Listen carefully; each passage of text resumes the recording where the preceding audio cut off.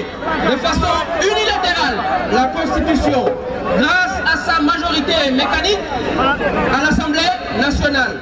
Le débat n'a pas été permis. Choisir, objectif, choisir ceux qui doivent se présenter à la prochaine élection présidentielle.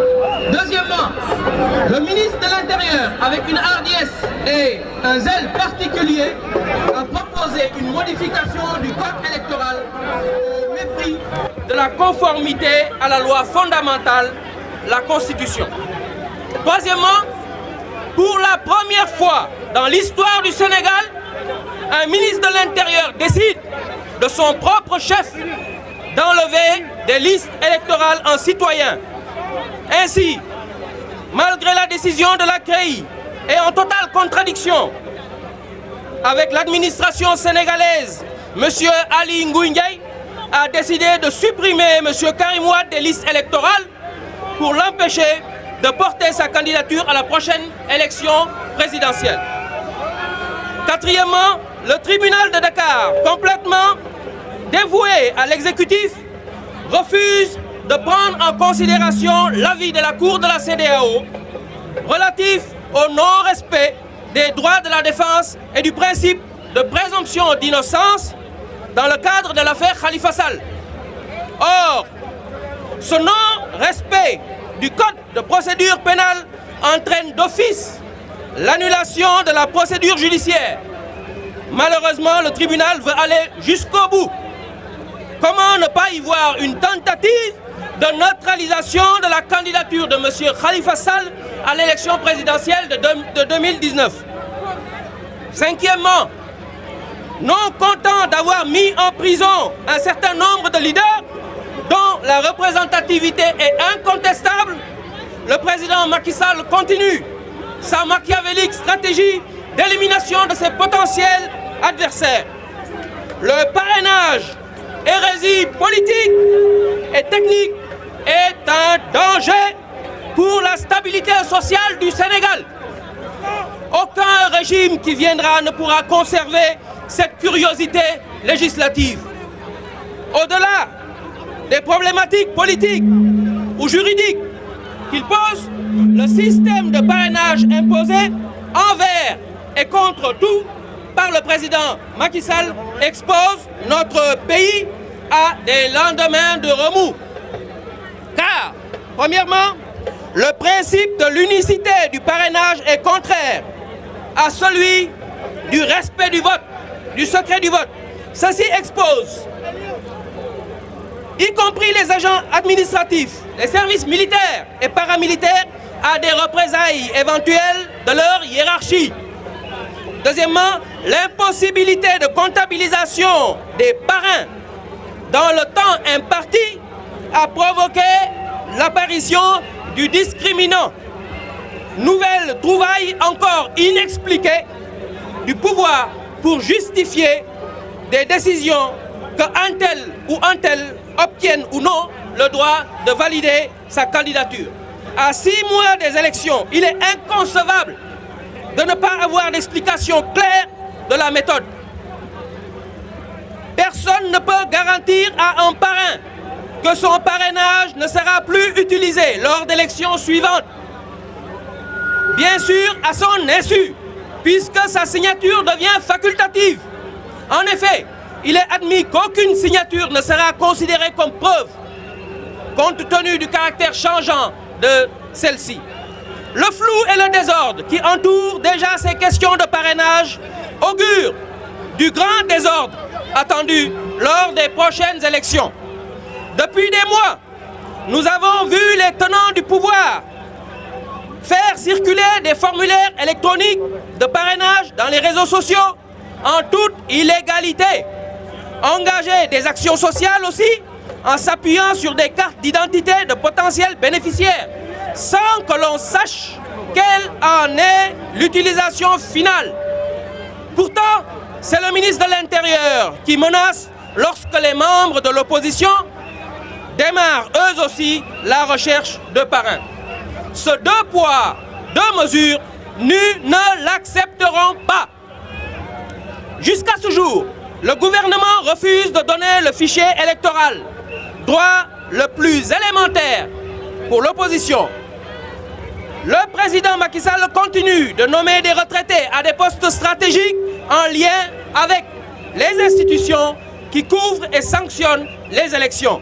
Le Conseil constitutionnel, le Sénat, le ministère de l'Intérieur, etc. Aucune disposition n'est prise par la justice pour régler les différends entre forces de l'ordre et manifestants ou simples citoyens victimes de violences policières. Pire, le préfet de Dakar interdit les manifestations contre les violences policières.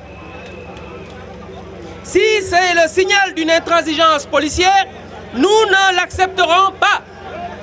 Nous appelons les forces de l'ordre à un civisme républicain et au respect du citoyen qu'il doit défendre et non tuer. Le président Macky Sall menace les internautes en prétextant des insultes. Nous l'avertissons.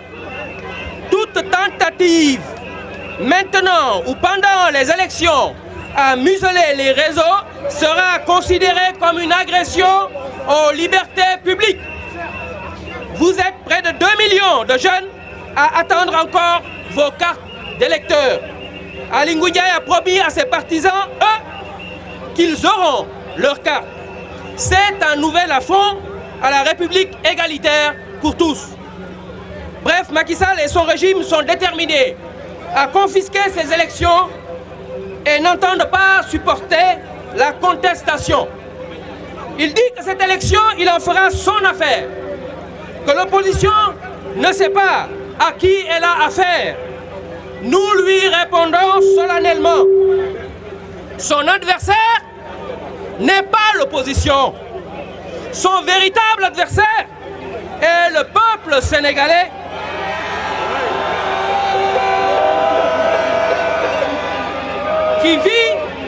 qui vit au quotidien l'échec de sa politique. Nous savons que le droit de millions de Sénégalais sera encore bafoué lors des prochaines élections.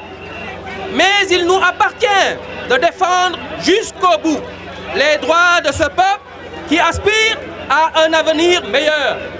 Que nous propose ce régime? Premièrement, des chefs d'entreprise et opérateurs économiques sénégalais à l'agonie.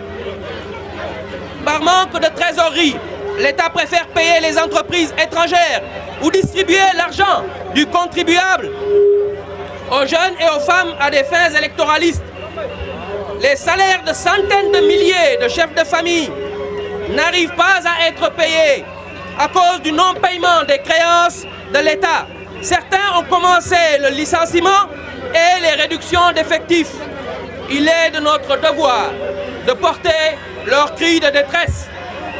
Sur le plan social, les pénuries d'eau, sang, équipements de soins, l'insécurité et la misère.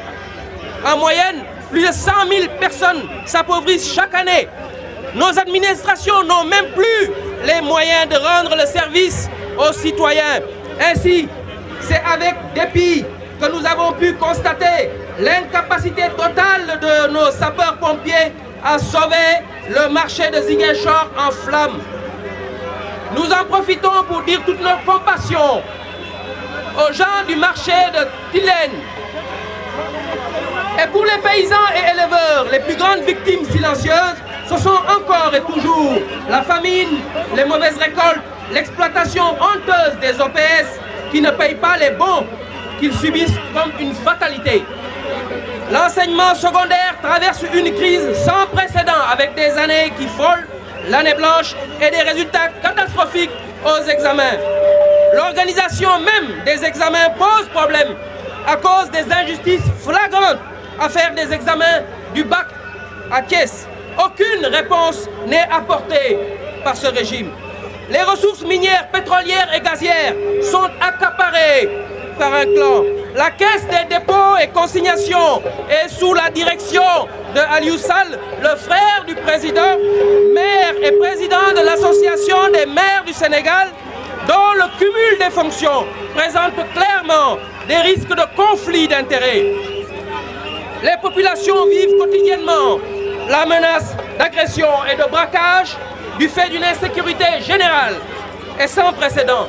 L'environnement des Sénégalais se dégrade de jour en jour du fait de l'inefficacité des politiques gouvernementales. La liste est longue et ne saurait être exhaustive. C'est pourquoi le Front de résistance nationale dit « ça suffit ». On ne nous prendra pas à la fois notre droit à une vie normale et notre dignité. Conscient de sa responsabilité historique et de son rôle de prévention, le Front de résistance nationale a rendu visite à de hautes autorités religieuses et poursuivra cette démarche. De même, il a rencontré les représentants de l'Union européenne et des États-Unis d'Amérique pour présenter sa plateforme et attirer l'attention sur les risques d'instabilité et de basculement du Sénégal dans la violence du fait de l'aveuglement du président Macky Sall. Comme hier, aujourd'hui, nous marchons et demain, nous marcherons encore.